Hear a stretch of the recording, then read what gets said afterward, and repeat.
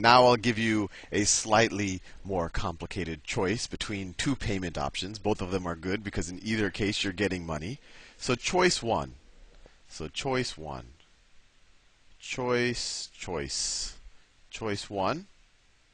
Today, I will give you, let's say, I will give you $100. Choice, so that I'll circle the payment when you get it in magenta. So today, you get $100. Choice two, and I'll try to write this choice a little bit neater. Choice two is that not in 1 year, but in 2 years. So let's say this is year one, and now this is year two. Actually, I'm going to give you 3 choices. That'll really, hopefully, hit things home. So actually, let me scoot this choice 2 over to the left. If I scoot it over to the left, so get back at the green. So now I'm back in business. So choice 2. Choice 2, I am willing to give you, let's say, I don't know, $110 in 2 years. So not in 1 year, in 2 years, I'm going to give you $110. And so I'll circle in magenta when you actually get your payment. And then choice 3, and choice 3 is going to be fascinating. Choice 3. I've done it in a slightly different shade of green. Choice 3. I am going to pay you, I'm making this up on the fly as I go. I am going to pay you $20 today. $20 today. I'm going to pay you $50 in 1 year. So let's see, that's 70. Let me make this so it's close. And then I'm going to pay you, I don't know, $35 in year 3. $35 in year 3. So all of these are payments. I want to differentiate between the actual dollar payments and the present values. And just for the sake of simplicity, let's assume that I am guaranteed, I am the safest person available. If the world exists, if the sun does not supernova, I will be paying you this amount of money.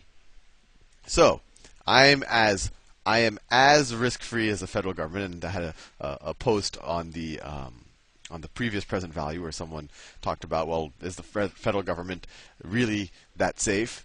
And this is the point. The federal government, when it borrows from you $100, let's say it borrows $100 and it promises to pay it in a year, it'll give you that $100.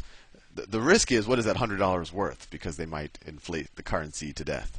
Anyway, I won't go into that right now. Let's just go back to this present value problem. And actually, sometimes governments do default on debt, but the U.S. government has never defaulted. It's inflated its currency, so that's kind of a roundabout way of defaulting. But it's never actually said, I will not pay you. Because if that happened, our entire financial system would blow up and we would all be living off the land again. Anyway, back to this problem. Enough commentary from Sal. So let's just compare choice 1 and choice 2 again. And once again, let's say that risk-free, I could put money, I could lend it to the federal government at 5%. And it doesn't matter over what risk-free rate is 5%.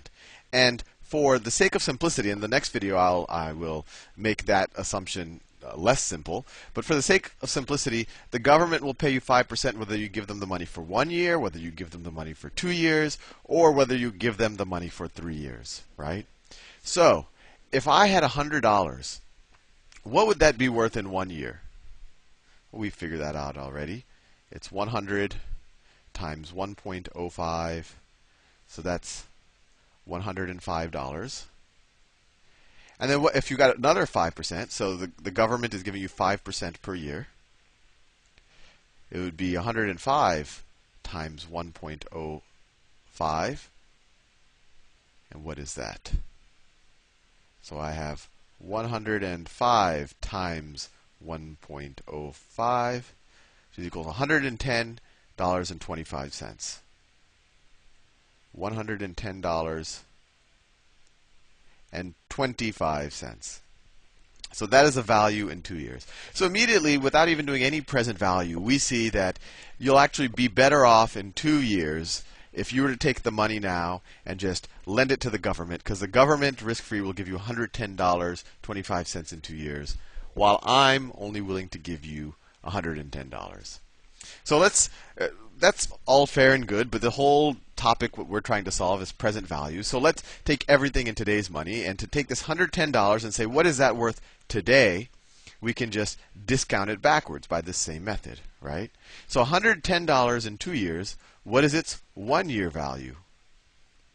Well, you take $110 and you divide it by 1.05, right? You're just doing the reverse. And then you get some number here. Well, that number you get is 110 divided by 1.05. And then to get its present value, its value today, you divide that by 1.05 again. So you get 110 divided. If I were to divide by 1.05 again, what do I get? I divided by 1.05, and then I divide by 1.05 again. I'm dividing by 1.05 squared. And what does that equal? And I'm writing this on purpose because I want to get you used to this notation, because this is what all of our present values and our discounted cash flow, this type of dividing by 1 plus the discount rate to the power of however many years out, this is what all of that's based on. And that's all we're doing, though. We're just dividing by 1.05 twice because we're 2 years out. So let's do that. And we could just, well, let's just do that. 110 divided by 1.05 squared is equal to $99.77. So it equals, let me do that in a different color. It equals 99.77. So once again, we have verified by taking the present value of $110 in 2 years to today that its present value, if we assume a 5% discount rate, and this discount rate, this is where all of the fudge factor occurs in finance. You can tweak that discount rate and make a few assumptions in discount rate and pretty much assume anything. But right now, for simplification, we're assuming a risk-free discount rate. But when you present value it based on that, you get $99.77, and you say, wow, yeah, this really isn't as good as this. 99, I would rather have $100 today than $99.77 today. Now, this is interesting. Choice number 3. How do we look at this? Well, what we do is we present value each of the payments, right? So the present value of $20 today, well, that's just $20. What's the present value of $50 in 1 year? Well, the present value of that is going to be, so plus $50 divided by 1.05, right? That's the present value of the $50 because it's 1 year out. And then I want the present value of the $35, so that's plus $35 divided by what? It's 2 years out, right? So you have to discount it twice, divided by 1.05 squared, just like we did here. So let's figure out what that present value is. Notice I'm just adding up the present values of each of those payments. Get out my virtual TI-85 and see. So the present value of the $20 payment is $20, plus the present value of the $50 payment. Well, that's just 50 divided by 1.05, plus the present value of our $35 payment, 35 divided by, and it's 2 years out, so we discount by our discount rate twice. So it's divided by 1.05 squared. And then that is equal to $99.30, we'll round it, $99.37. $99.37. So now we can make a very good comparison between the three options. This might have been confusing before. You know, you have this guy coming up to you, and this guy is usually in the form of some type of retirement plan or insurance company where they say, hey, you pay me this for years A, B, and C, and I'll pay you that in years B, C, and D. And you're like, boy, how do I compare if that's really a good value? Well, this is how you compare it. You present value all of the payments, and you say, well, what is that worth to me today? And here we did that, and we said, well, actually, choice number 1 is the best deal. And just depending on how the mathematics work out.